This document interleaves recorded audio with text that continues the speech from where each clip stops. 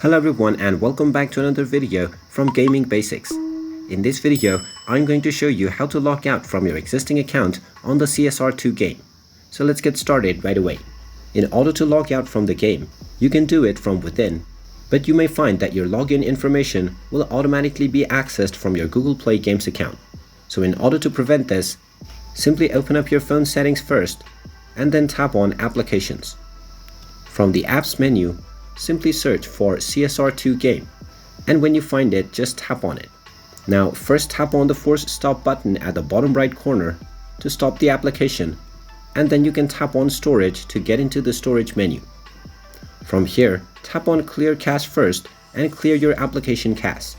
Then tap on the clear data button at the bottom left corner, and then tap on the delete button to delete your user data. This will now log you out from your account on the CSR2 game.